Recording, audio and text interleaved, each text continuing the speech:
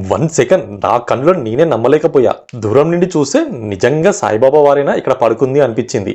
అంత రియలిస్టిక్ గా ఉంది. ఇక్కడ సాయిబాబా వారు వివిధ రూపాల్లో దర్శనమిస్తారు. రాముడిలా, కృష్ణుడిలా, వినాయకుడిలా, హనుమంతునిలా 4 రూపాల్లో అయితే కనిపిస్తారు. అలాగే ఈ ఆలయం పైన ఉన్న 105 అడుగుల అతిపెద్ద సాయిబాబా వారి విగ్రహం ఈ ఆలయానికి ప్రత్యేక ఆకర్షణ.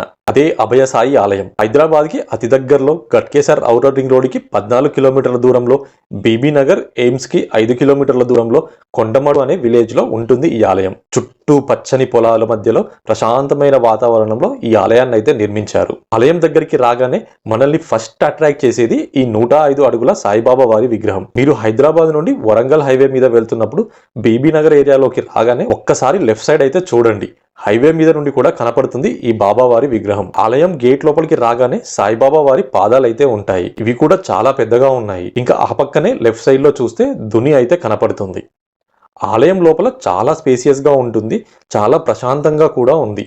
బాబావారి ప్రధాన మూర్తి 7 గుర్రాల రథం పైన కూర్చున్నట్టయితే ఉంటుంది. ఈ ఆలయంలో మొదట లోపల ఉన్న బాబావారిని దర్శించుకొని బయటకి వచ్చి ఆలయం చుట్టూ ఒక ప్రదక్షిణ చేసి ఒక కొబ్బరికాయ కొట్టి ఆ తర్వాత పైన ఉన్న ఈ అభయసాయిని దర్శించుకుంటే బాబావారు మీ కోరికనైతే నెరవేరుస్తాడంట. ఆలయం పైన ఉన్న 105 అడుగుల విగ్రహం యొక్క బేస్మెంట్ ఆలయం లోపల ప్రధాన మూర్తి వెనకాలైతే ఉంటుంది.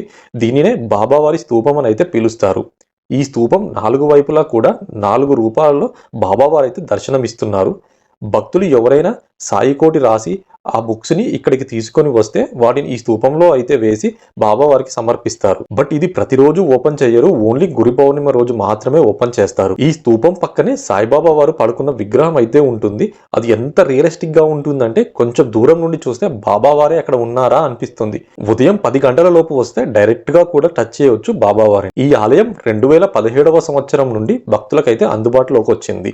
అప్పటి నుండి ప్రతిరోజు పూజలు అయితే జరుగుతున్నాయి.